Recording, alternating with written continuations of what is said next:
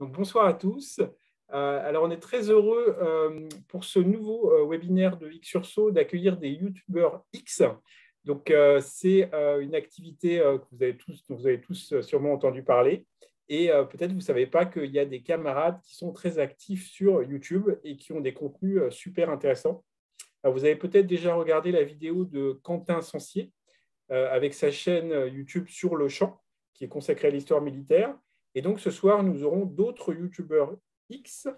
Alors, on aura Anatole Chouard, avec sa chaîne YouTube Chez Anatole. Ensuite, on aura Lê Nguyen Oanh, dans la chaîne YouTube Science for All, c'est les maths et la science. Nous aurons Romain Dumaret, avec la chaîne YouTube Pour Info, sur la cybersécurité.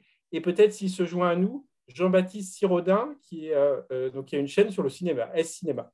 Donc, on va faire en deux temps. Donc, voilà, un premier tour de table où, pendant environ 5 minutes, chacun d'entre eux va décrire qu'est-ce que c'est que son activité de youtubeur, le temps que ça lui prend, ce que ça lui apporte, ses contraintes, son modèle économique, pourquoi il a fait ça. Puis il pourra aussi, bien sûr, se présenter en même temps. Voilà, pourquoi il a fait ça, et donc peut-être son histoire est intéressante dans ce cadre. Et puis un deuxième tour où là, ils vont vous parler plus directement du contenu de leur chaîne, pourquoi ils veulent partager, donc qu'est-ce qu'ils partagent plutôt, qu'est-ce qu'ils partagent grâce à leurs vidéos sur YouTube.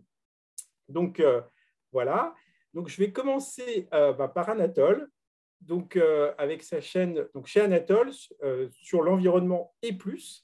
Donc, Anatole, on commence par toi. Est-ce que tu peux parler environ 5 minutes de te présenter et présenter pour ton activité de youtubeur, qu'est-ce que c'est en pratique? Voilà. Oui, C'est bien à sûr. toi. Bien sûr. Donc, bonjour Laurent, bonjour à tous et merci pour l'invitation. Alors, donc, moi, j'ai une chaîne, donc oui, ça s'appelle Chez Anatole et c'est sur l'environnement et plus, mais pour l'instant, c'est que sur l'environnement. Et j'ai rajouté le petit et plus dans la description parce que si jamais j'ai envie de parler d'autres sciences un jour, voilà, je me laisse la possibilité.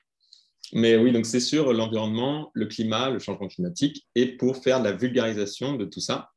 Et donc, si je dois présenter un petit peu mon parcours, donc j'étais en mathématiques appliquées à l'IX, puis en modélisation mathématique en 4A à UCL à Londres. Et en fait, j'avais fait ce choix des maths parce que je ne savais pas ce que je voulais faire. Et donc, je me suis dit, bon, bah, les maths, c'est ce qui est le plus large possible pour avoir ensuite un choix. Et donc, j'hésitais entre deux domaines qui étaient l'astrophysique et le climat, les enjeux énergie-climat. Et donc, j'ai commencé par l'astrophysique, bizarrement. Et donc là, j'ai fait ma thèse de master sur les exoplanètes, donc rien à voir. Et puis, finalement, je me suis dit, j'ai pas envie de faire une thèse en astrophysique, j'ai envie de bosser sur le climat. Et de quoi on a besoin en ce moment?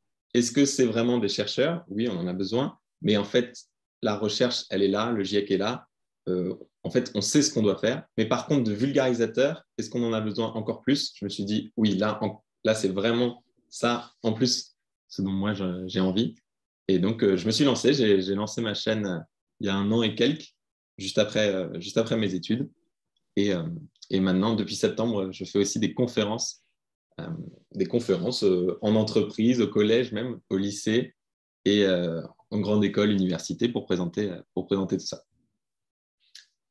Je ne sais pas si Laurent, tu veux que je parle d'autre chose? Alors, c'est très bien, Anatole. Alors, peut-être, est-ce que tu peux nous dire, est-ce que tes vidéos, voilà, c'est ton activité principale ou c'est une activité en plus d'une autre? Voilà, tu peux continuer peut-être là-dessus. Ou comment tu structures, en fait, dans peut-être ton portefeuille d'activités, Ouais. voilà, c'est tes activités de youtubeur. Alors, au départ, c'est pas possible d'avoir ça comme activité principale. Donc, j'avais des projets annexes. D'ailleurs, j'étais sur un projet aussi avec Romain. Bon, finalement, c'est un projet, petite startup qui n'a pas marché, dont on faisait un petit peu partie. Et puis, depuis septembre, là, je me suis mis vraiment à plein temps. Donc, la chaîne est encore petite, mais les conférences aussi, ça aide pas mal pour en vivre. Et donc oui, c'est récent. C'est encore une petite chaîne, mais bon, j'espère que ça va grandir le plus rapidement possible, on espère. Et donc oui, on va dire depuis septembre, je commence à pouvoir en vivre. Bon, ce n'est pas des sommes énormes, mais c'est possible. OK. Alors, il y a dans le chat, alors je prends tout de suite une petite question, et le Ouais, bien modèle sûr. économique. Comment ça marche, en fait, le modèle économique Ouais. avec YouTube? Ouais, alors sur YouTube, sur YouTube, je gagne rien avec les vues YouTube. Ça, c'est vraiment zéro. Alors par contre, ce que je fais, c'est parfois, donc j'ai un contrat aussi avec une entreprise, je la cite à la fin de la vidéo. Et il faut savoir que cette entreprise ne sait même pas sur quoi je fais les vidéos. Donc ils ne savent pas sur quoi je travaille, donc il n'y a pas de relecture de script ni rien. Et je fais des vidéos qui ne sont pas aussi sur les sujets de l'entreprise. Donc moi, ce qui m'intéresse, c'est la COP26, les rapports du GIEC. Donc je fais des vidéos de 10-15 minutes pour expliquer chaque groupe de travail du GIEC. Et donc ça, c'est une partie de la rémunération. Et la deuxième partie, donc, c'est depuis que je fais les conférences. Donc, bon, collège-lycée, c'est pas payé, mais sinon, en entreprise et grande école, oui, là, c'est une autre partie de ma rémunération. OK, ben excellent, excellent, excellent. Alors, on a eu donc ton point de vue, voilà, tu as partagé ton expérience, c'est super. Et donc, je pense qu'on a tous appris plein de choses déjà. Et alors, on va continuer avec notre deuxième YouTuber, ce premier tour de table. Donc, est-ce que tu peux nous dire, toi, nous parler de ton activité de YouTuber, te présenter, dire pourquoi tu as fait ça et comment ça impacte ta vie, comment tu t'organises, etc. Voilà, c'est à toi. Ouais, bonjour à tous. Donc moi, je suis un peu le plus vieux des youtubeurs ici. Donc j'ai commencé en 2000, enfin j'ai commencé la vulgarisation en ligne à l'époque, c'était en blog, un peu en vidéo aussi. Déjà en 2012 pendant ma thèse, donc je fais une thèse en mathématiques appliquées, en optimisation, théorie des jeux. Et c'était vraiment pour partager la science, quoi, pour parler de ce que je fais dans un langage compréhensible. Et au fur et à mesure, donc c'est vraiment une activité secondaire, hein, c'est à côté de la recherche. Et petit à petit, en fait, en 2016, j'ai voulu me lancer à temps plein parce qu'il y a eu un petit peu un boom côté francophone. Je me suis dit, je vais essayer de surfer sur la vague et ça a bien pris. Et en fait, je ne vis pas vraiment de mes vidéos puisque j'ai trouvé un poste à l'EPFL, donc l'École polytechnique fédérale de Lausanne en Suisse, qui cherchait quelqu'un pour faire des vidéos plus d'enseignement. Mais voilà, donc j'ai eu le job et puis petit à petit, en fait, à l'EPFL, j'ai développé des activités plus de vulgarisation, donc avec des interviews de chercheurs notamment, avec aussi une chaîne qui fait plus de la vulgarisation. Et également, j'ai fini par aussi me faire embarquer à nouveau dans le monde de la recherche. Donc, je fais aussi de la recherche. Donc, en ce moment, mon statut, c'est à la fois vulgarisateur à l'EPFL, mais aussi chercheur. Donc, dans des domaines comme la sécurité et l'éthique des algorithmes, en particulier des algorithmes de recommandation et d'apprentissage. Et aujourd'hui, en fait, mes activités sont très à la fois un peu orthogonales, c'est-à-dire que je n'étais pas en vrai, ma chaîne YouTube, c'est vraiment un truc à côté. Je fais aussi des vidéos pour le PFL, je fais de la recherche à côté, mais c'est aussi des choses qui se rejoignent beaucoup, puisque je pense qu'on aura le temps d'en reparler davantage quand on parlera des sujets des vidéos, mais mes vidéos tournent aussi pas mal des considérations de sécurité et d'éthique de l'information de façon générale, et en particulier des algorithmes. Je peux parler peut-être du modèle économique Oui. du coup. Donc moi j'ai vraiment un salaire de l'EPFL, donc je n'ai pas de besoin d'entrée supplémentaire et ça serait beaucoup plus faible par rapport à… Mais j'ai quand même une plateforme de dons, donc Utip, où je dois récolter aujourd'hui. Alors je ne fais pas énormément de demandes, donc je dois récolter quelques centaines d'euros par mois. Et je fais aussi je fais aussi comme Anatole des conférences, parfois qui sont bien payées. Et puis j'ai aussi écrit des bouquins. Donc là, je vais être au 5e bouquin maintenant. Voilà, ça permet de récolter quelques milliers d'euros par an, quelque chose comme ça. Donc, ce n'est pas énorme non plus.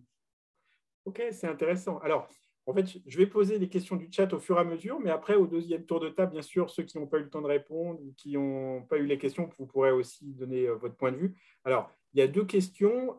Qui fait les vidéos? Et une autre question, c'est est-ce que tu as le temps de lire les commentaires en bas de tes vidéos et d'y répondre? Alors, qui fait les vidéos? Alors, c'est moi, je fais de tout, de A à Z, sur ma chaîne. Après, j'ai eu aussi l'occasion de faire des interventions par exemple, sur d'autres chaînes YouTube, d'Arte ou du CNRS ou autre, où à ce moment-là, c'est des collaborations et souvent, le montage est fait par quelqu'un d'autre, voire il y a un travail parfois de coécriture sur certains aspects du script. Voilà, et puis parfois on est plusieurs dans la vidéo. Donc ça peut être aussi collaboratif, mais en général les vidéos sur ma chaîne, c'est vraiment tout seul, et je pense que c'est le cas de tous les youtubeurs ici. Ensuite, est-ce que j'ai le temps de lire les commentaires sous mes vidéos? Au début, oui. Maintenant, non. Et en fait, c'est même pire que ça, j'ai envie de dire, c'est que il y a beaucoup de commentaires qui ne sont pas intéressants, en fait, voire beaucoup de trolls dans les commentaires. Donc, je fais même un effort pour ne pas lire trop de commentaires. C'est-à-dire que j'ai tendance à surveiller un petit peu les commentaires au moment de la publication, si jamais voilà, il y a une vidéo où j'ai oublié de mettre le son, voilà, je la prendrai très vite dans les commentaires.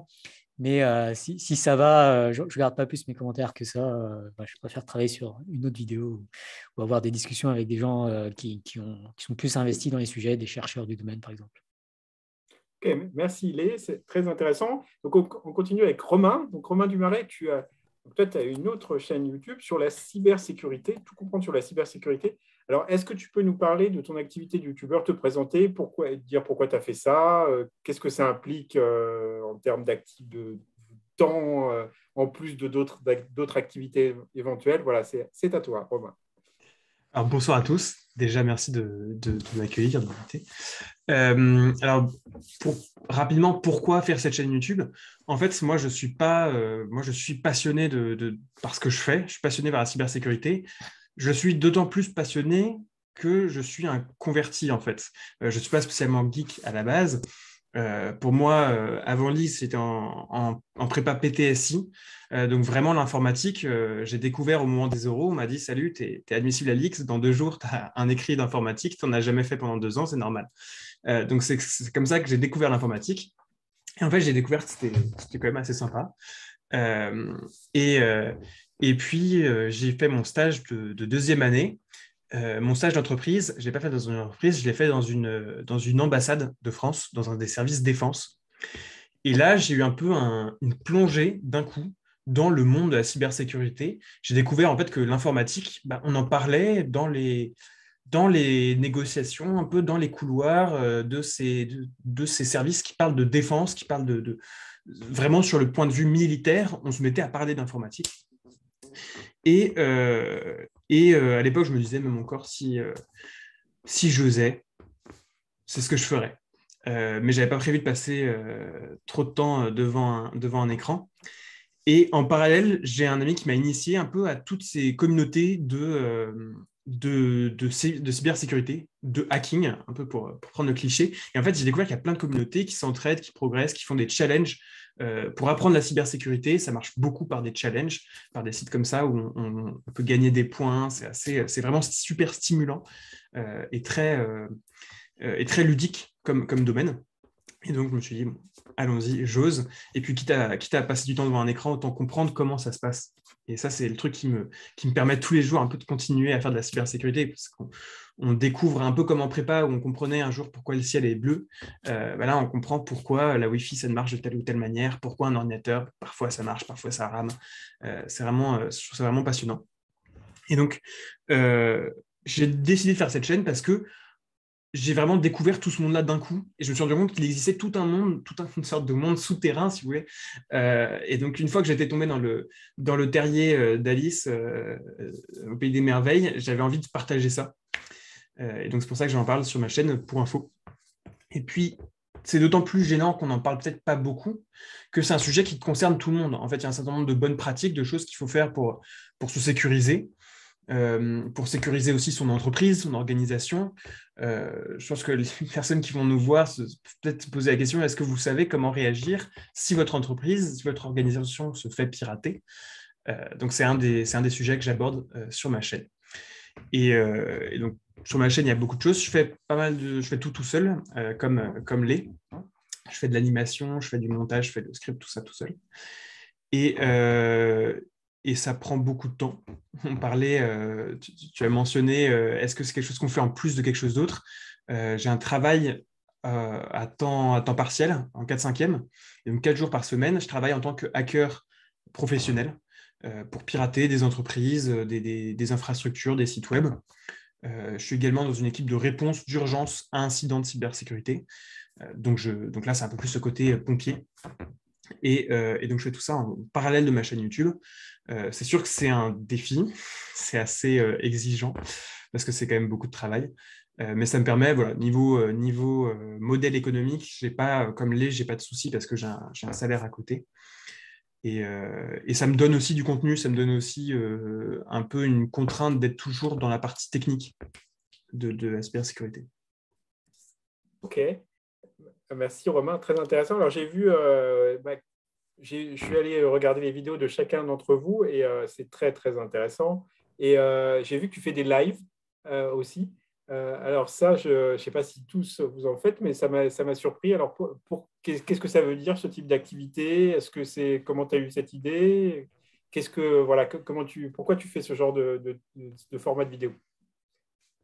Alors, il y a la réponse officielle, la vraie réponse. La réponse officielle, c'est que c'est un format qui est très porteur et que le problème, c'est que contrairement à Lé et Anatole qui ont mentionné peut-être faire des conférences, moi, j'ai assez peu de liens avec les gens qui regardent mes vidéos. Et c'est une manière un peu d'échanger de manière plus simple et plus directe avec le public de mes vidéos. En plus, comme j'ai dit, c'est un sujet qui est très ludique. Donc, il se prête particulièrement bien à faire des lives. Après, une autre raison, c'est aussi que ça permet de faire un peu plus de contenu, un peu plus facilement, un peu plus simplement peut-être. Avec Anatole, on avait fait un projet d'actualité. Là, faire des lives, ça permet de parler d'actualité sans forcément passer des heures à préparer est-ce que je vais mettre tel mot plutôt qu'un autre, mais juste à allumer la caméra, à échanger avec les gens. Peut-être que je vais dire c'est pas ça qui va les intéresser, et en fait ils vont réagir, ils vont poser des questions, et ça va permettre de faire quelque chose qui est peut-être plus intéressant. Après, j'avoue que c'est une expérimentation, j'en ai fait que 2 pour l'instant. Et oui, il y a aussi le fait que le premier live, c'était sur la question de la cyberguerre en Ukraine. C'est une actualité un peu brûlante. Et c'était une carte un peu que je me préparais à sortir au cas où il y avait une actualité brûlante en cybersécurité. Hop, allons-y, on allume la caméra, on part en live. Et voilà. Donc c'est une expérimentation. Et on va voir ce que ça donne. Ok, merci Romain pour cette intervention très intéressante. Et donc, on a avec nous aussi Jean-Baptiste Sirodin, donc, qui a la chaîne S Cinéma, qui est X 2014. Donc, Jean-Baptiste, à toi de nous parler de ton activité de youtubeur, de te présenter et de dire pourquoi tu fais ça, comment ça se passe. Voilà, à toi. C'est à toi pour quelques minutes. Voilà. Très bien. Écoutez, merci de me recevoir. Donc oui, moi c'est Jean-Baptiste, je suis X 2014. On se suit avec Romain depuis longtemps, on a fait notre prépa ensemble. Et donc j'ai une chaîne qui s'appelle S Cinéma, donc qui est pas très, un peu idiote à l'oral, mais ça sonne mieux à l'écrit, on va dire. Où l'idée c'est de mixer donc la science et le cinéma. Donc je vais poser des questions comme quelle est la vitesse du vent qu'il faut pour que Mary Poppins puisse voler. Donc essayer de chercher des démonstrations mathématiques ou physiques un peu absurdes sur des problèmes un peu connus avec des personnages connus du cinéma. Je vais aussi chercher volontairement des films qui ne sont pas des films de science-fiction pour justement aller chercher des terrains un peu originaux. Je vais aussi poser pas mal de questions techniques. Donc ça va être sur, on va dire, quelle peut être la science ou le côté scientifique dans la fabrication du cinéma. Et enfin, ma dernière vidéo est sur l'humour. Donc c'est vraiment pour le coup plutôt des sciences littéraires, des sciences humaines. Donc voilà. Donc moi, mon objectif avec cette chaîne, ça a toujours été de montrer on va dire, la diversité que peut prendre la science et notamment la rapprocher du coup de milieux artistiques et donc très populaires. Comme est le cinéma, l'analyse du cinéma sur Internet, qui est aussi, on va dire, sa propre branche, sous-branche des vidéos sur YouTube. Et donc voilà, donc je fais ça depuis 4-5 ans maintenant, ça a commencé. Alors après, je suis extrêmement lent puisque je fais des vidéos qui sont, pareil, qui me prennent énormément de temps à faire et où j'ai un travail à côté. Donc je travaille à Ubisoft en ce moment, où je suis game designer là-bas. Donc voilà, donc c'est vraiment sur mon temps libre, c'est vraiment pour m'amuser. Modèle économique, c'est le néant, hein, c'est-à-dire que parfois j'arrive à monétiser les vidéos, mais rarement. et j'ai un peu de dons sur Tipeee, mais voilà, je totalise pas grand-chose par an. C'est vraiment de l'argent de poche, quoi. Ok, Voilà. merci. Et pourquoi le cinéma? Pourquoi tu t'es sur ce domaine en particulier? Pourquoi ce domaine? Parce que c'est un domaine qui me passionne personnellement depuis très longtemps. C'est un domaine qui est aussi une passion familiale. Donc voilà, ma sœur travaille dans le cinéma d'animation. On a toujours été très, très, on va dire, porté sur ça. Donc ouais, c'était logique pour moi de faire ça. Ok, bah, merci, merci beaucoup, Jean-Baptiste, c'est très intéressant. Alors, on va passer au deuxième tour, tour de table sur le contenu de vos chaînes, de vos vidéos. Alors, à la fin de la vidéo, on collera l'interview que j'ai faite de Quentin Sancier, donc sa chaîne Sur le champ, donc sur l'histoire militaire. Alors, c'est très intéressant.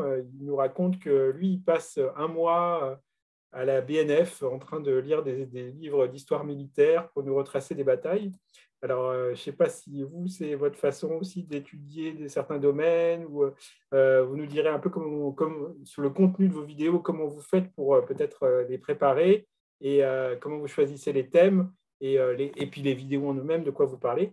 Alors, on va à nouveau commencer par toi, Anatole. Alors, est-ce que tu peux nous parler de ta chaîne, du contenu des vidéos que tu fais, des thématiques, comment tu les choisis? Moi, j'ai vu quelques vidéos. J'en ai vu une qui un peu expliquait un des rapports du GIEC, mais je vois que voilà, c'est très élaboré et ça fait gagner énormément de temps d'une vidéo de quelques minutes et plutôt que lire un long rapport. Donc, moi, je vois très bien la valeur ajoutée. Mais voilà, tu parles, c'est à toi, Anatole. Parle-nous du contenu de tes vidéos et qu'est-ce que tu as envie de partager avec nous. Ça marche. Alors, donc, oui, donc tout le but pour moi, c'est de réussir à vulgariser, mais sans trop simplifier des sujets qui peuvent être vraiment complexes. Les trois rapports du GIEC, quand même, ça prend du temps à préparer, on va dire, tous les scripts. Et alors, contrairement à Romain, j'ai des petites différences dans la manière de choisir les sujets. J'essaye de pas trop faire. Donc, pour l'instant, je n'ai pas encore fait de live, mais j'essaye plutôt de faire des vidéos qui peuvent, on va dire, rester dans le temps. Donc, c'est pour ça que je fais des explications des rapports du GIEC. Bah, ça va rester pendant des années.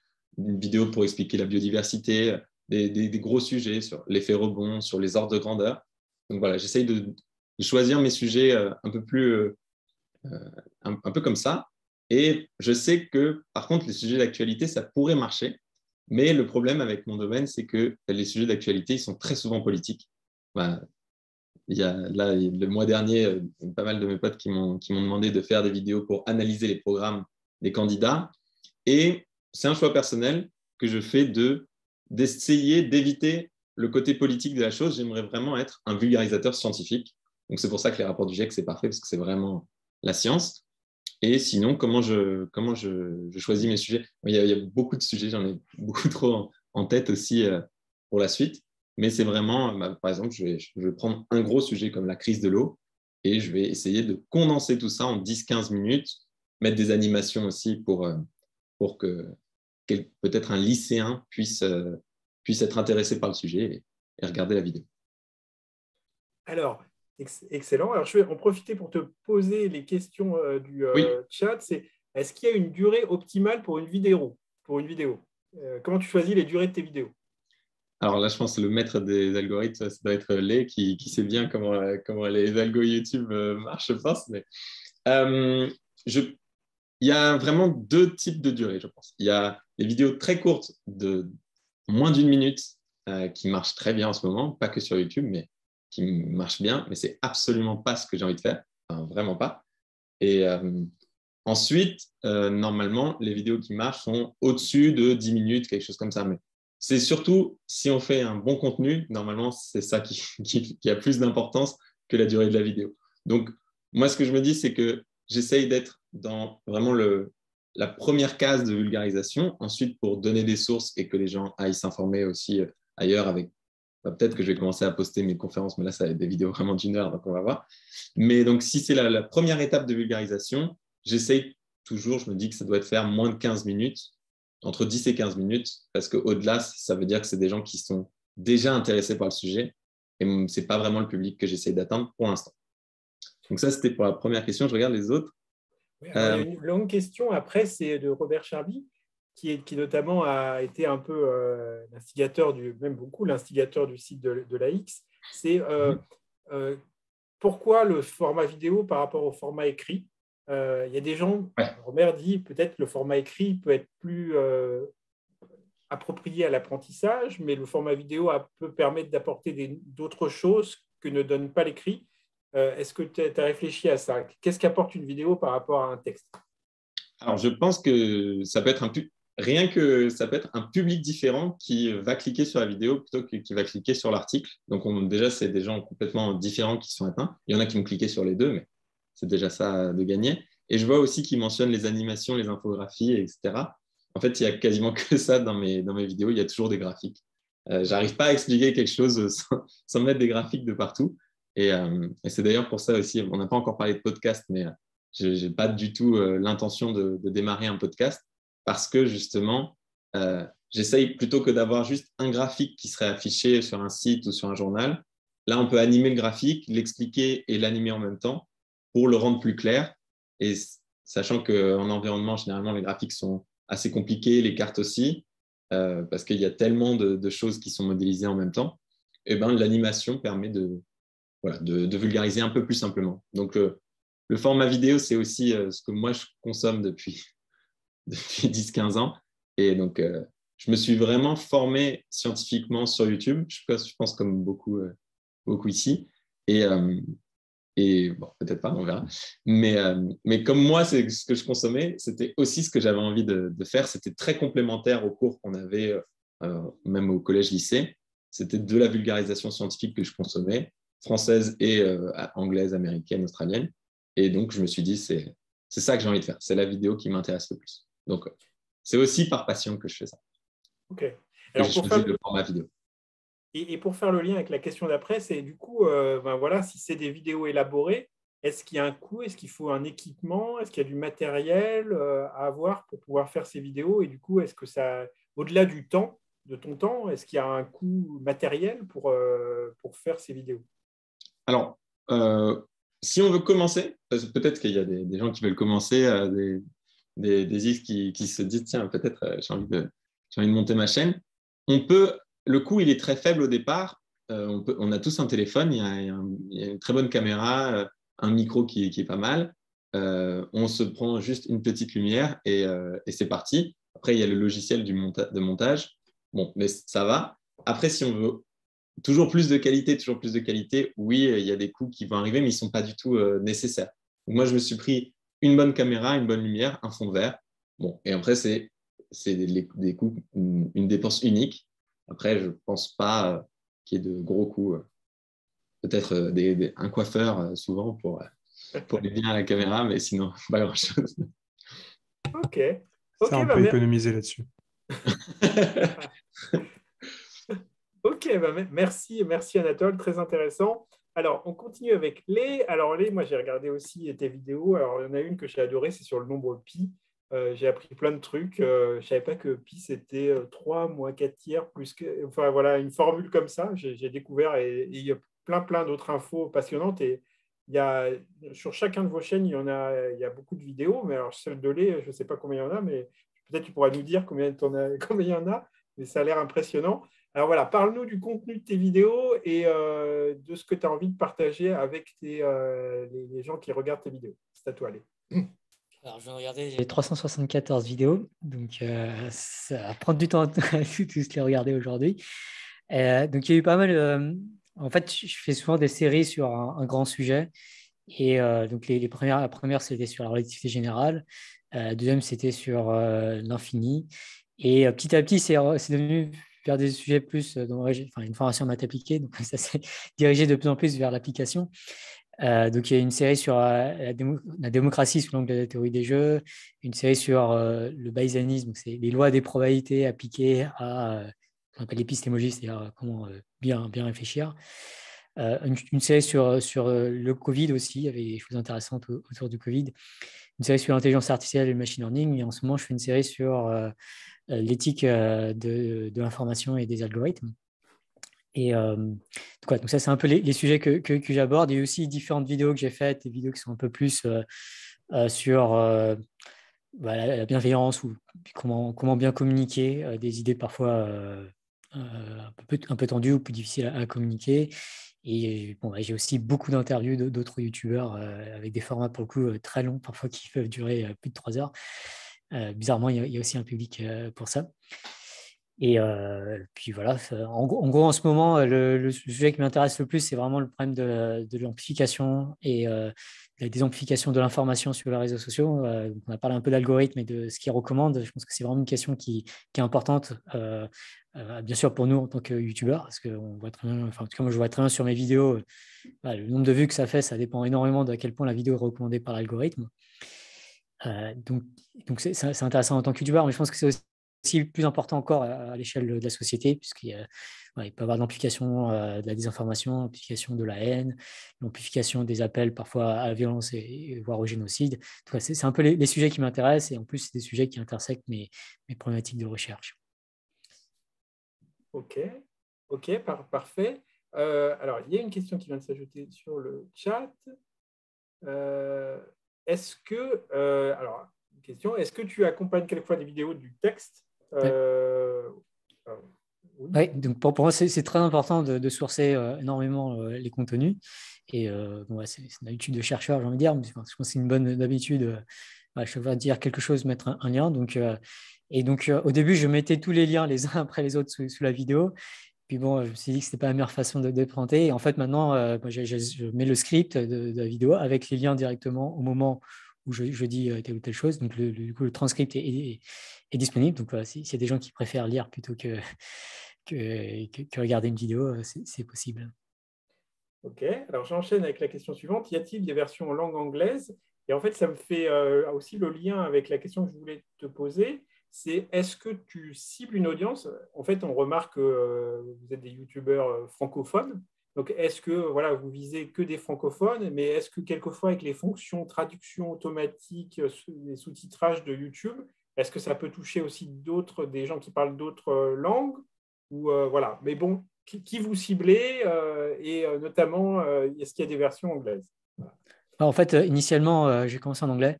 Donc en 2012, j'avais fait quelques vidéos en anglais, mais ça n'avait pas décollé. Et puis finalement, je suis passé au français. Et puis quand il y a une vidéo que je trouve vraiment importante, je la fais aussi en anglais.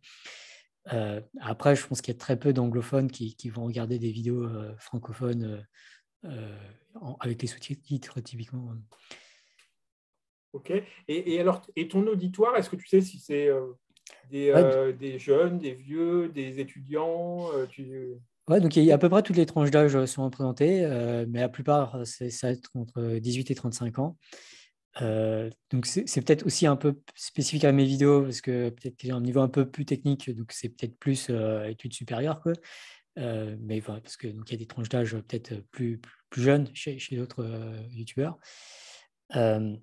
C'est très masculin. Ça, c'est un des aspects, c'est un peu comme l'X, mais même pire, je pense. C'est-à-dire que d'après les statistiques que j'ai, il y a 6% de femmes. Donc, c'est YouTube qui te donne les stats?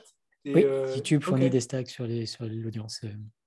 Et c'est gratuit le fait d'avoir une chaîne YouTube?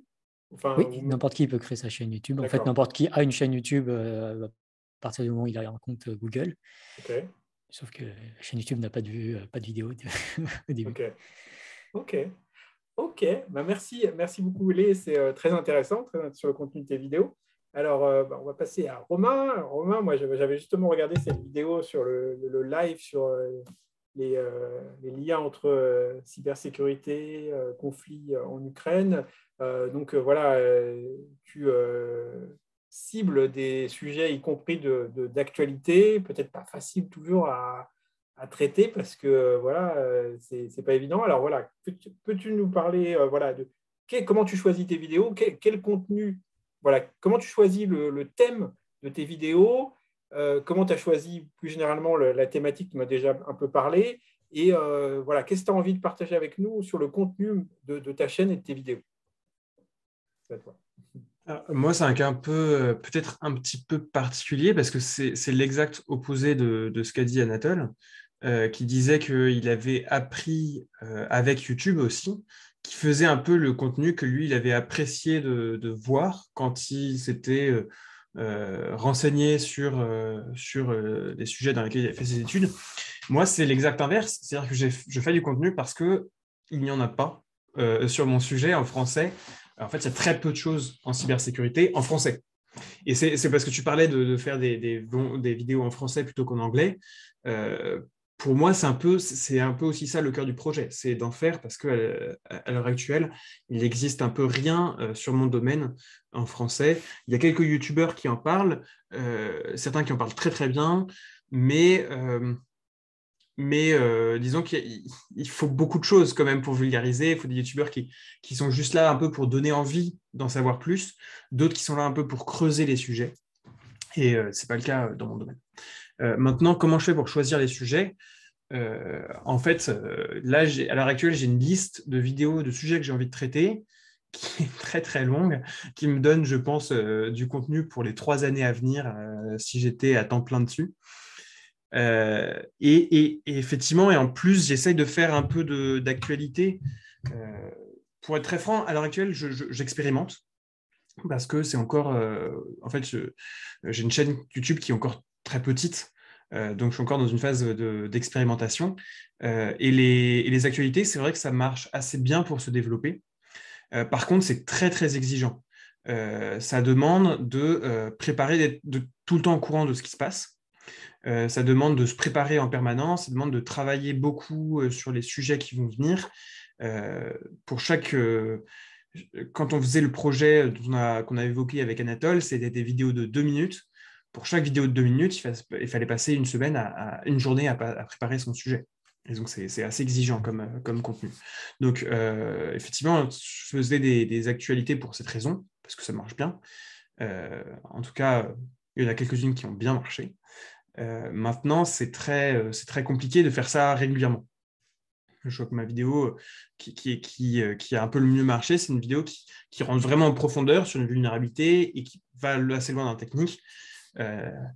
Mais ça, j'en ai fait une. J'en ferai pas beaucoup d'autres, je pense, sur des sujets un peu forts d'actualité.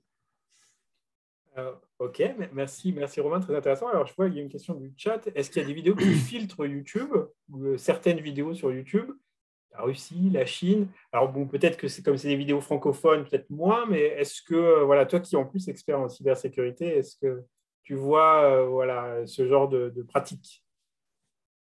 Alors, j'ai envie de dire que la Russie et la Chine, dans tous les cas, filtrent, quoi qu'il arrive, YouTube, quoi qu'il arrive de différentes manières.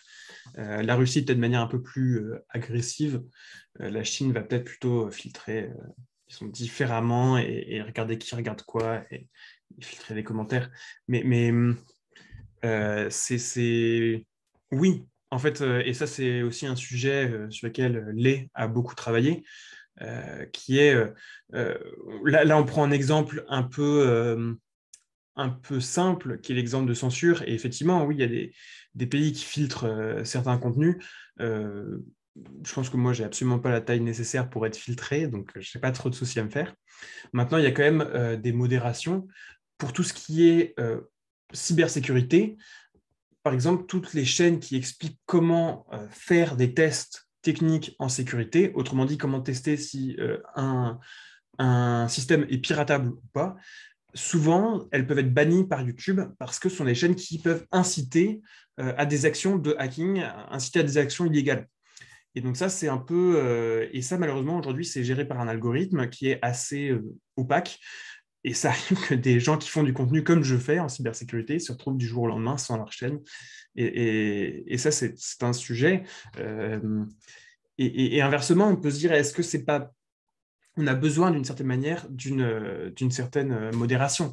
Là, avec le Covid, et c'est un peu un sujet pour je pense, avec le Covid, on a vu beaucoup de vidéos circuler, et plus la vidéo était un peu choquante, plus la vidéo était un peu extrême, plus elle suscitait des réactions fortes, plus elle était amplifiée par l'algorithme de YouTube.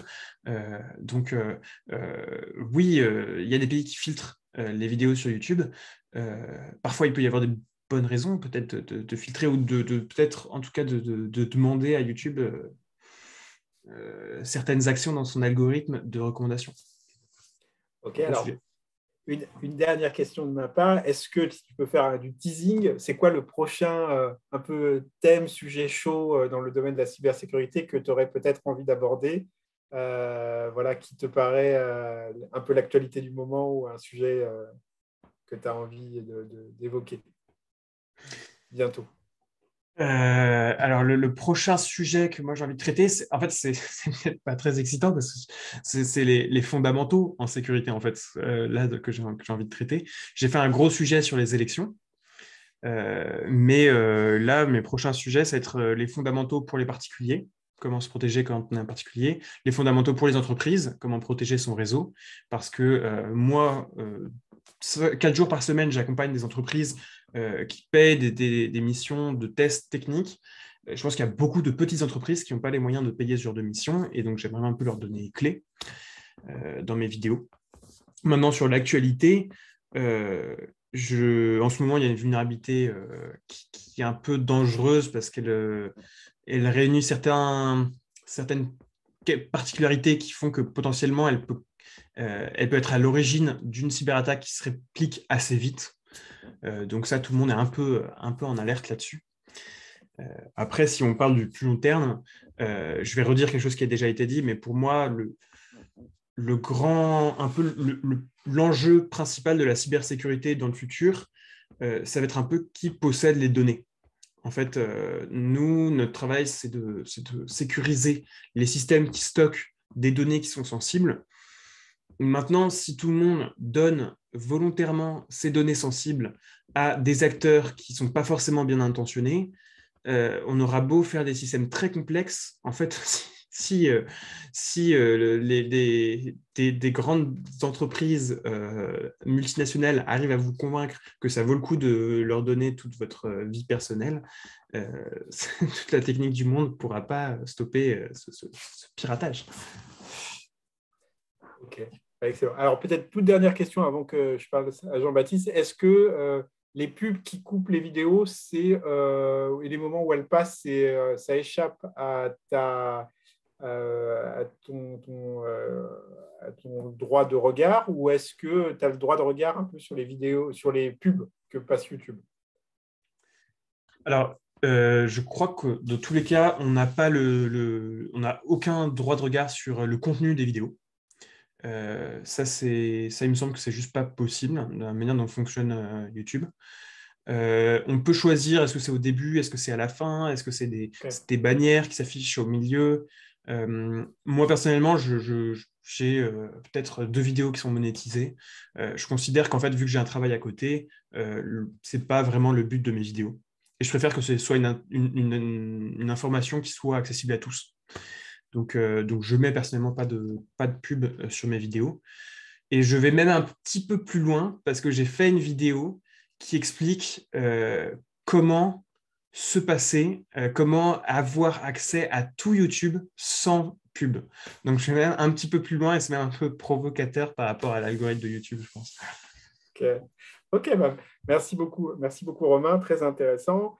Donc, pour finir sur ce tour de table sur le contenu des vidéos, alors Jean-Baptiste, c'est à toi. Alors moi, justement, j'avais regardé la vidéo sur le rire, très intéressant, et la mécanique un peu du rire au cinéma. Et alors, qu'est-ce que tu as envie de partager comme contenu sur tes vidéos, sur les thématiques choisies, sur c'est à toi pour partager avec nous sur le contenu de tes vidéos. Ouais, sur le contenu, comme j'ai dit, j'essaye de trouver des sujets qui sont un peu décalés, qui sont aussi originaux sur la manière d'aborder la science. C'est tout le principe de la chaîne, hein, donc forcément c'est assez crucial de choisir les bons thèmes.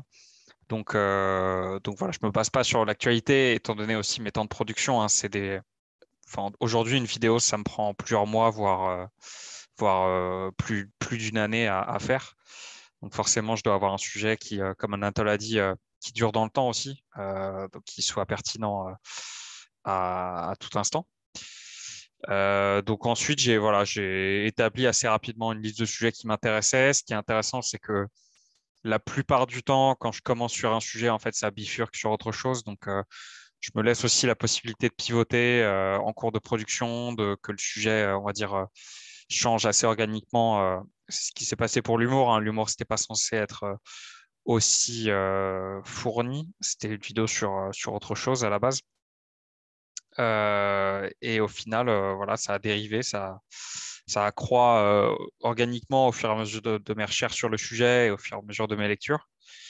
Euh, donc voilà, ensuite, ce qui va pas mal changer l'approche de sujet, c'est que je me donne jamais de seconde chance. Donc je sais que je ne ferai jamais 2 vidéos sur le même sujet.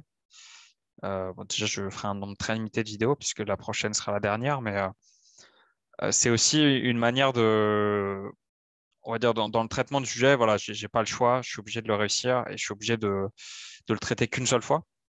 Donc ça change pas mal mon approche forcément à l'écriture et sur qu'est-ce que je vais mettre, qu'est-ce que je vais pas mettre, etc. Ensuite, voilà, enfin, si je réponds un peu aux questions qui ont été posées petit à petit, donc effectivement, je fais les vidéos tout seul. Donc c'est une charge de travail qui est quand même très lourde, notamment parce que je mets beaucoup l'accent sur la réalisation. Pour moi, la vulgarisation, c'est très très important, mais il y a des gens qui le font sûrement mieux que moi. Et donc moi, ce que je veux apporter, c'est je veux attirer des gens à la vulgarisation. Je veux essayer d'attirer un public qui n'est pas forcément intéressé par ça à la base, pour les amener vers ce terrain-là. Et donc, je mets quand même beaucoup l'accent sur la qualité visuelle, sur la qualité de réalisation de la vidéo, qui est pour le coup assez commune dans d'autres chaînes de cinéma. Donc, je suis obligé de me mettre au niveau, voire de dépasser ce niveau-là, pour pouvoir attirer des gens vers des sujets plus scientifiques. Ensuite, sur la durée, ça va beaucoup dépendre du sujet, évidemment. Il n'y a pas de... Est-ce qu'il y a une durée optimale? Je ne sais pas trop. En tout cas, c'est une durée. Ce qui est sûr, c'est qu'il ne faut pas que ça soit. Enfin, il faut qu'elle soit adaptée au sujet. Il faut surtout qu'elle soit adaptée au visionnage. C'est-à-dire moi, je travaille énormément au montage pour faire en sorte que le spectateur ne ressente pas la durée. Si la vidéo est longue, il faut travailler énormément pour que la fluidité soit au rendez-vous et pour que la réalisation fasse que 40 minutes. En fait, ça passe en à peu près 10 en temps ressenti. Donc, en fait, ce qui est le plus important dans la durée, c'est comment tu travailles au montage après. Donc, forcément, une durée très longue, comme 40 minutes, ça va énormément influencer la façon dont tu vas écrire. Tu es obligé d'espacer énormément ton écriture, de faire un montage qui est beaucoup plus lent, beaucoup plus posé par rapport à j'ai une vidéo de 4 minutes où là, je peux avoir un rythme un peu plus intense. Et donc, forcément, on va densifier les informations. Et donc sur le débat entre l'écrit et la vidéo, là, effectivement, je suis tout à fait d'accord avec Robert Charbit sur le fait qu'il faut au maximum exploiter le format vidéo. Pour moi, c'est très très important et effectivement, ça aurait peu d'intérêt si c'est juste entre guillemets se filmer en train de raconter un script. Et c'est là aussi où le cinéma m'apporte quelque chose, puisque la science, elle peut être ça peut être un petit peu sec, on va dire, en termes d'illustration, en termes d'intérêt d'illustration, on va dire, des gens, pour des non-initiés. Et donc, le cinéma me permet aussi de montrer des images qui parlent à tout le monde, en fait, de ramener cet univers visuel qui est souvent très, très qualitatif, et ensuite d'y apposer par-dessus, d'y accoler des concepts scientifiques. Donc ça, pareil, il y a un vrai intérêt au format vidéo là-dedans. Mais j'ai fait un peu les deux. J'ai fait des petites chroniques parfois dans des podcasts juste audio, par exemple. C'est un format qui, je trouve, est très intéressant. Et après, le format écrit, effectivement, te permet d'aller un peu plus en profondeur dans le côté vulgarisation. C'est quelque chose que David Loipre fait très bien, où il accompagne souvent sa vidéo d'un billet de blog, où là, pour le coup, il va aller beaucoup plus loin, il va montrer des calculs, il va montrer des maths. Où là, alors moi, je l'ai fait parfois, je l'ai fait souvent pour alors soit approfondir un peu le sujet, souvent aussi pour montrer un peu comment la vidéo est faite, pour avoir un petit côté making of, c'est quelque chose que j'aime bien.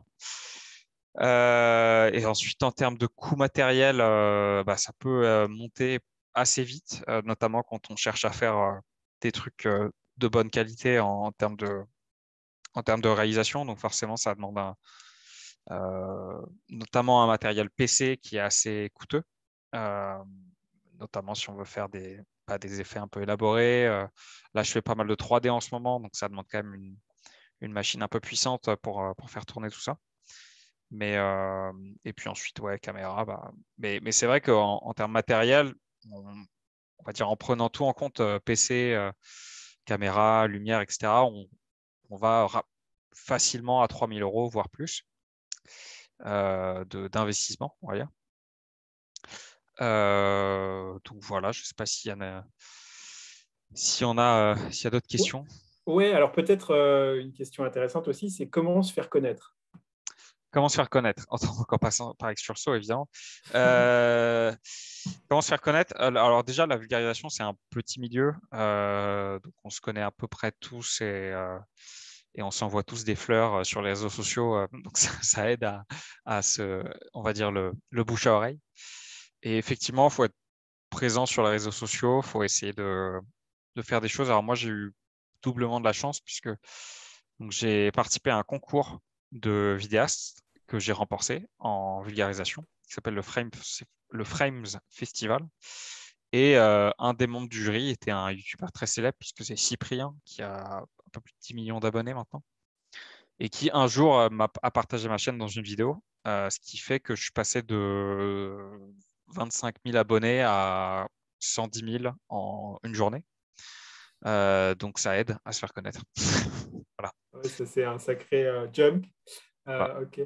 Alors, une question intéressante aussi, c'est comment gérer les droits d'auteur dans les deux sens, c'est-à-dire quand tu cites ou tu insères quelque chose dans ta Ouais. vidéo ou éviter qu'on ne te pirate pas.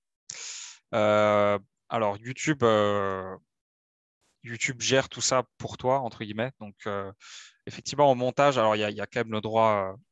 On a un fair, on utilise très souvent, en tout cas les YouTubeurs cinéma, le fair use, c'est-à-dire l'utilisation d'extraits de films dans le cadre d'une critique ou dans le cadre on va dire, d'une citation. Alors parfois, il est plus ou moins on va dire, accepté par le robot YouTube, hein. Donc, c'est un robot qui détecte toutes les images euh, et le son. Le plus gros problème, c'est l'utilisation de son et de musique, en fait.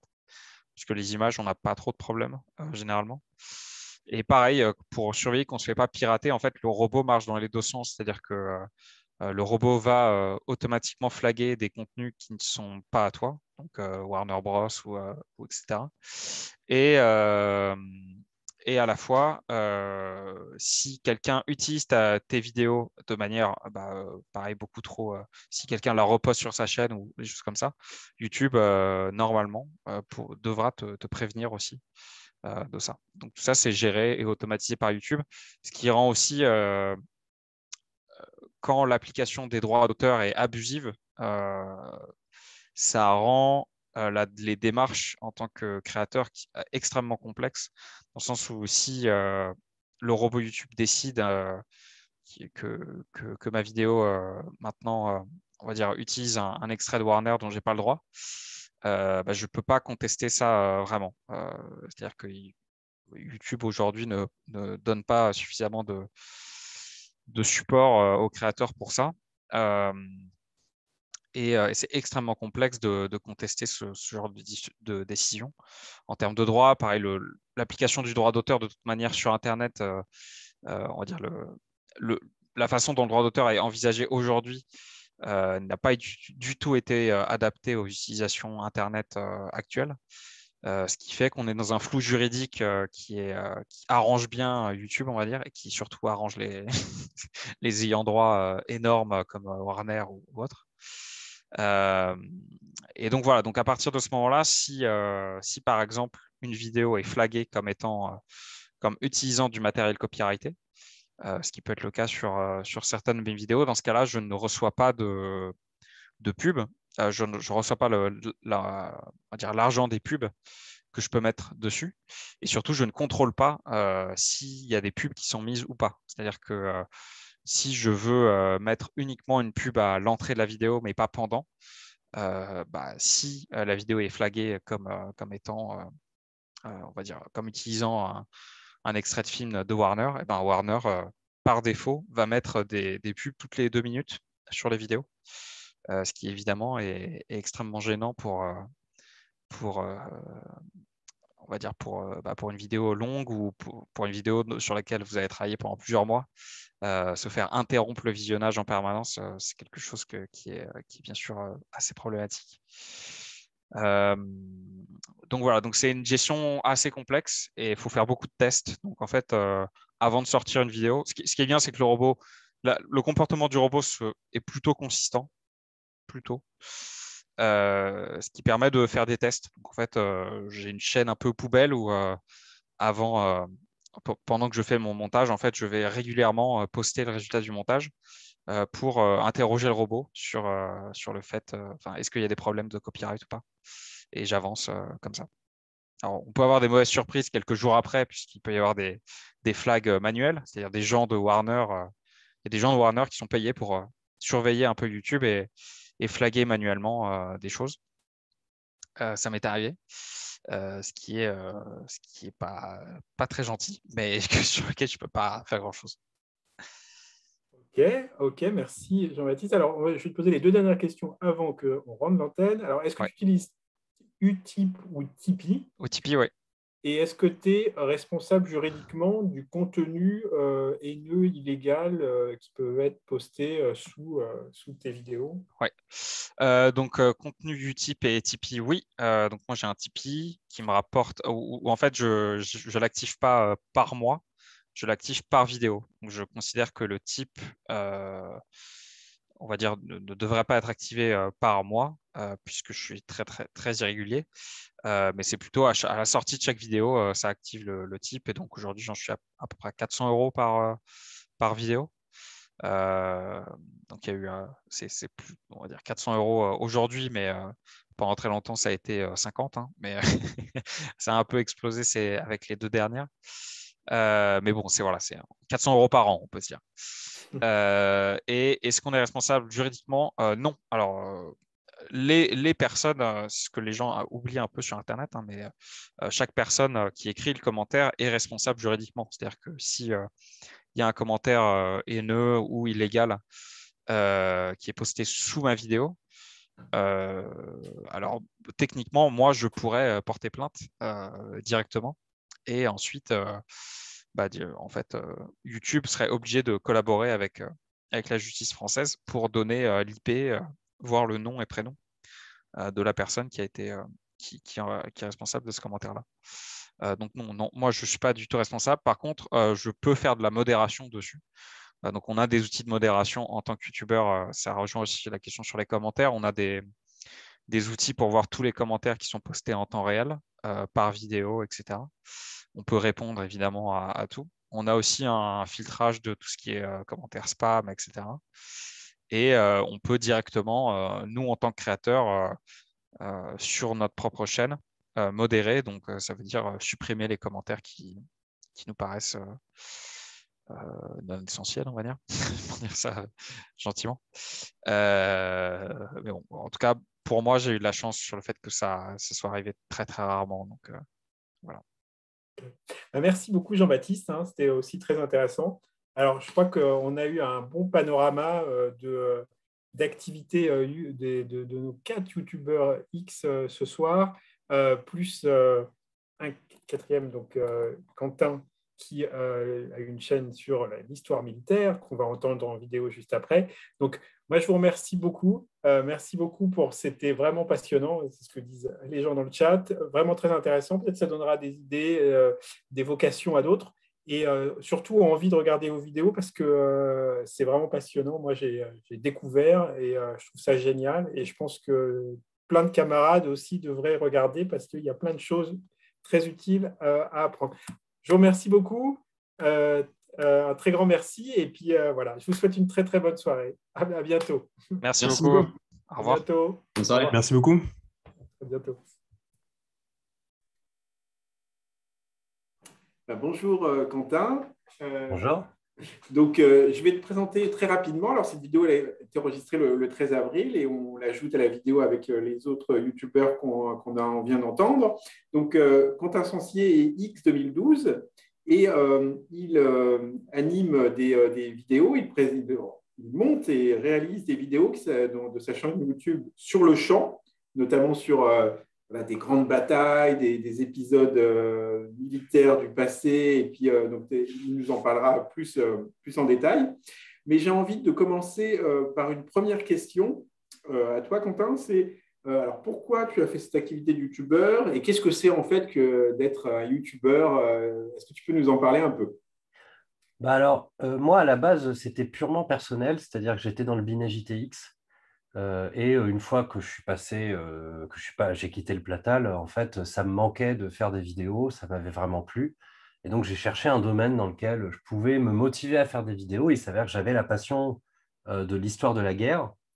Donc, je me suis dit, c'est un bon moyen de continuer à faire des vidéos, de renforcer mes connaissances en me forçant à lire des livres d'historiens et en citant mes sources en faisant de la vulgarisation de l'histoire de la guerre. Et pour me motiver à le faire vraiment, je l'ai mis sur YouTube. Et il s'avère qu'en fait, ça a gonflé. Donc petit à petit, en fait, à la base, moi, j'étais pas parti pour être YouTubeur pour avoir une communauté. J'étais YouTubeur pour avoir un endroit où je publiais mon travail. Et c'était purement un hobby.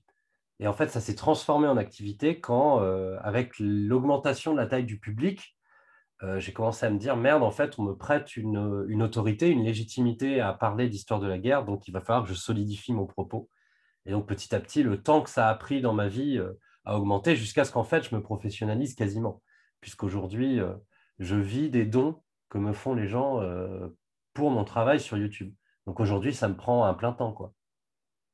Waouh, c'est fantastique. Et alors, ok, on a bien compris pourquoi tu l'as fait, notamment parce que tu aimais faire ces vidéos quand tu étais sur le plateau et que tu as voulu continuer. Et alors, est-ce que tu interagis aussi avec tes abonnés Bah, il y en a certains qui m'envoient des messages privés, donc je leur réponds. J'essaie plus ou moins. Après, je ne suis pas le plus réseau social de tous les, de tous les YouTubeurs. Je vais essayer de me forcer. En ce moment, je suis en train de modifier ça pour répondre un peu aux questions qui me sont posées dans les commentaires. Mais jusqu'alors, mes interactions passent plus en privé et par, à la limite, en fait, aller dans des festivals, essayer de faire des petites interventions en in live, comme on pourrait dire, dans la vie réelle, mais ça s'arrête à peu près là. Ok. Et alors, avant qu'on parle du contenu de tes vidéos sur l'histoire de la guerre, est-ce que tu peux nous donner des conseils à des X, plus ou moins jeunes, qui aimeraient faire cette activité de youtubeur, soit comme toi à plein temps, soit en plus de leur autre activité? Est-ce que tu as des conseils? Bon, bah alors, tout dépend de ce qu'on veut en faire, en fait. Moi, à la base, je faisais ça vraiment dans mon coin, donc en fait, il faut se faire plaisir. Parce que, on va pas se le cacher, c'est long, c'est difficile d'écrire, c'est difficile. Alors moi, en plus, c'est de la vulgarisation, donc faut lire les bouquins, faut faire des références, faut rentrer dans le truc. Donc c'est quand même un travail intellectuel assez intense. Il y a l'écriture, le résumé, essayer de rendre ça compréhensible. Il y a le tournage qui n'est pas forcément quelque chose de très agréable, ça dépend des gens. Il y a le montage, enfin, plein de choses. Donc si on ne prend pas son pied à un moment, ce n'est pas la peine. Maintenant, une fois qu'on a trouvé la recette qui faisait qu'on s'amusait, moi, il s'avère que c'est parler d'histoire de la guerre et lire des livres d'historiens. Ça me défoule. J'adore lire des bouquins. C'est mon délire, bah, tant mieux. Une fois qu'on a trouvé le truc qui nous motivait, en fait, ça déroule. C'est vraiment le seul moyen que je pense on peut avoir, parce qu'en fait, c'est un travail relativement personnel et, comment on pourrait dire, solitaire. C'est le seul moyen qu'on peut avoir pour inscrire ce truc dans la longueur, que ce soit professionnalisant ou pour le hobby, quoi. Vraiment, je pense que il n'y a que comme ça. Et alors, dernière question sur l'activité de youtubeur avant de passer sur les thématiques de tes vidéos. Combien ça te prend de temps pour une vidéo, par exemple, d'une dizaine de minutes? Combien ça te prend de temps pour la préparer, la réaliser, etc. Alors moi, la phase qui me prend le plus de temps, quoi qu'il arrive, c'est créer ma bibliographie et être à peu près à jour sur les études historiques sur le sujet. Et donc, si j'y connais rien, ça va me prendre un temps bien plus important que quand j'ai vraiment l'habitude de travailler sur cette période et sur cet espace géographique. Donc, c'est assez difficile à évaluer. Moi, je considère aujourd'hui qu'une vidéo, c'est un mois euh, de travail, sachant que ouais, il y en a qui sont plus rapides que d'autres. Et en fait, ça me permet, quand je vais plus vite que d'habitude, de faire des vidéos beaucoup plus profondes qui sont sur le long terme, qu'en fait, ça me prend 1 an, 2 ans, 3 ans de réflexion, mais qui sont sur lesquels je travaille jamais à fond jusqu'à ce que je les produise. Mais en vrai, ouais, le pire pour moi, c'est la bibliographie. Euh, pour donner un exemple, là, j'ai terminé il n'y a pas longtemps une série sur la Première Guerre mondiale, sur l'année 1914. J'ai lu 70 bouquins avant de commencer à écrire. Donc, euh, c'est un temps que je n'arrive pas à évaluer, mais qui s'est dispersé en fait pendant toute une année et dont la cristallisation s'est concentrée sur 8 mois à la fin, qui m'ont donné 8 vidéos. Ok, excellent. Waouh, c'est beaucoup de travail, mais je vois que tu adores. Alors maintenant, sur le fond, sur tes vidéos elles-mêmes et donc sur le champ, sur la thématique, est-ce que tu peux nous présenter en quelques mots quel est l'angle que tu as, de quoi tu parles dans tes vidéos pour donner peut-être envie à beaucoup d'X de les regarder aussi. Alors moi, je fais de l'histoire de la guerre. Donc l'enjeu pour moi, ça a été certes de parler des événements, mais de ne pas rentrer dans le piège de ce qui s'appelle en fait en histoire l'histoire-bataille, c'est-à-dire le fait de s'exciter seulement sur les mouvements des troupes et essayer de déterminer ce qui s'est passé pendant la bataille, sans se poser de questions un peu plus globales que je vais dire conceptuelles. Donc mon but, ça a été beaucoup plus, en fait, plutôt que de parler de bataille, de parler de concepts de l'histoire de la guerre. Et je me sers des batailles, je me sers des guerres, je me sers des événements pour les illustrer. Ce qui du coup me permet d'explorer des contextes historiques et géographiques très différents, mais en même temps en fait de jamais juste dire bon ben voilà, Napoléon a gagné la bataille d'Austerlitz et voilà. Non, en fait, pourquoi il a gagné la bataille d'Austerlitz, sur quel principe on peut voir s'articuler dans cette bataille, c'est ça qui va m'intéresser. Et le but final, c'est de montrer en fait que l'histoire de la guerre, c'est aussi et surtout une histoire intellectuelle, une histoire conceptuelle, et sûrement pas juste une histoire d'événements où la guerre ne serait que le fruit d'un courage ou d'une individualité, mais au contraire le fruit d'une organisation très propre. Et je pense qu'en fait, en tant que polytechnicien, on est particulièrement concerné, même si aujourd'hui on n'est plus tellement des militaires, on est une école militaire qui est issue de tout un processus d'intellectualisation. Et le côté ingénierie militaire le montre très bien. Alors moi j'ai personnellement regardé quelques vidéos, je trouve ça passionnant, j'apprends beaucoup de choses et à tout niveau, et je pense que même j'ai envie de faire regarder ça à mes enfants parce que ça peut dans leur scolarité, je pense que c'est utile. Et alors, est-ce que toi, disons, tu as envie d'être vraiment hyper factuel, ou alors est-ce que tu as un parti pris? Et peut-être question encore plus difficile, malheureusement, on a une actualité terrible en ce moment et on a la guerre est dans l'actualité. Est-ce que tu fais un peu des échos à ce qui est dans l'actualité, ou alors tu préfères plutôt être vraiment très très neutre? Voilà, ils ne sont pas faciles, mais voilà, entre parti pris et factuel pur. C'est une question à plusieurs dimensions. Moi, je refuse de commenter l'actualité autant que je peux, dans le sens où ce que je fais, c'est de l'histoire. Et l'histoire, c'est un travail sur les sources, c'est un travail sur quelque chose qui est passé. Alors, on peut faire de l'histoire contemporaine, on peut faire de l'histoire récente, mais c'est vraiment pas mon propos. Alors, sur la question de la neutralité, par contre, moi, de plus en plus, j'essaie d'introduire, pour essayer d'expliquer à ma communauté, la notion d'historiographie, où en fait, il y a forcément un parti pris. Le parti pris, ça va être de parler d'un sujet plutôt que d'un autre. Ça va être de se donner un angle de lecture plutôt qu'un autre. Comment je pourrais dire? On a beau faire, on ne peut pas vraiment y échapper. Je ne peux pas parler de tous les événements d'une bataille en une vidéo. Et je voudrais le faire en 10 vidéos de 50 heures chacune, je ne pourrais toujours pas. Donc, je suis obligé d'avoir un angle. C'est aussi pour ça que j'ai très vite décidé d'avoir des concepts plutôt que des batailles.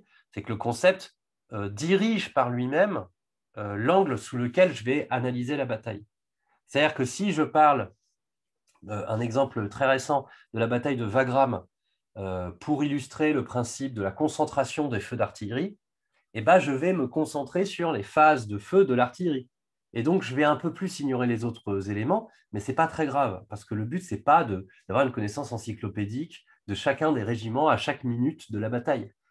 Mais si, au contraire, comme je l'ai fait, je veux comprendre comment la bataille de Wagram peut montrer les aspects diplomatiques de la conflictualité des conflits napoléoniens, tout à coup, en fait, le déroulé de la bataille m'intéresse moins que le déroulé de la campagne qui y amène et de la campagne qui en sort, et ainsi de suite. Donc, c'est vraiment des choses où, forcément, j'essaie, en fait, plutôt que de dire que j'essaie d'être factuel, j'essaie surtout de ne pas transformer ou modifier la parole des historiens.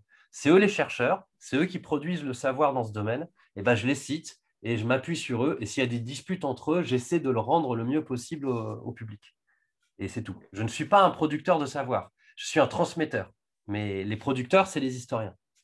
Ok, c'est très clair. En tout cas, moi, je pense que ça va donner envie à plein de camarades et non-camarades de regarder tes vidéos. Alors, peut-être pour finir cette courte interview, est-ce que tu veux aussi parler de le fait que toi-même, à titre personnel, ça peut peut-être aussi donner des idées à des camarades, tu reprends ou prends des études d'histoire en ce moment et en parler aussi, je pense que ça va nous intéresser. Ouais, alors il s'avère que du coup, vu que je me suis professionnalisé dans la vulgarisation de l'histoire, je me suis dit, il serait bien que je me confronte en fait au travail de l'historien pour mieux comprendre comment les historiens produisent du savoir. Et donc, je me suis dit, je vais me lancer dans un mémoire. J'ai trouvé un historien qui a bien voulu m'encadrer et il s'avère que j'ai demandé quand même à étudier un ingénieur militaire qui s'appelle Lemie Chaudarçon, qui est un ingénieur militaire de la fin du XVIIIe siècle et qui va donner le premier cours de fortification à l'école polytechnique. Donc, c'est assez marrant parce que c'est un personnage qui n'est pas très connu, même si on a des éléments sur lui. Et en fait, le mémoire que je fais, c'est sur la place dans ses écrits de la dimension politique et polytechnique de la guerre. Donc, c'est assez, moi, c'est trop cool parce que je me retrouve à en fait traiter des questions dont je ne me rendais pas nécessairement compte quand j'étais en formation polytechnicienne, mais qui en fait étaient un peu là dans ce que c'est que le savoir de l'ingénieur, dans ce que c'est qu'en fait l'épistémologie de l'ingénieur. Et je trouve que c'est vraiment intéressant à développer pour les polytechniciens. Moi, j'en viens presque à vouloir pousser les polytechniciens ou le cursus de Polytechnique à faire un cours sur ce que c'est que l'épistémologie de l'ingénieur. C'est-à-dire comment on produit du savoir, comment on considère que quelque chose est juste, est vrai, est applicable, et quels sont les mécanismes intellectuels sur lesquels on s'appuie. Et ce n'est pas nécessairement qu'une réponse mathématique, physique, on va dire scientifique dure. Il y a des réponses beaucoup plus complexes parce que l'ingénieur produit des solutions à des problèmes particuliers qui sont aussi économiques, qui sont aussi sociaux, qui sont aussi politiques. Et du coup, ces articulations-là, en fait, dès le XVIIIe siècle, les ingénieurs se posent des questions dessus. Et typiquement, mon ingénieur se pose la question de la place politique des fortifications dans le système de guerre français, ce qui va avoir des conséquences assez fortes pendant la Révolution et sous l'Empire. De dire, est-ce que, par exemple, une fortification, il faut la construire autour d'une ville? Est-ce que ça devient un outil de tyrannie ou au contraire un outil de liberté? Ça, en fait, l'ingénieur doit répondre à cette question s'il veut pouvoir construire ses fortifications en fonction. Et donc, on n'est pas seulement des scientifiques. Et là, c'est intéressant de voir que dès le 18e, c'est là. Et toutes ces questions que j'avais pressenties ou quand j'étais élève, je m'y confronte et je trouve que c'est très intéressant. Et je pense que plus d'ingénieurs devraient s'y confronter directement avant de commencer à produire des solutions techniques. Très bien, c'est très clair. Alors, c'était vraiment passionnant. Et puis, donc, avec les autres youtubeurs, je pense que ça va donner plein de points de vue intéressants aux camarades qui regardent cette vidéo. En tout cas, Quentin, on te remercie beaucoup. Et je suis sûr qu'il y a plein de personnes qui vont consulter tes vidéos dans les prochaines semaines, prochains jours. OK, à bientôt. Salut.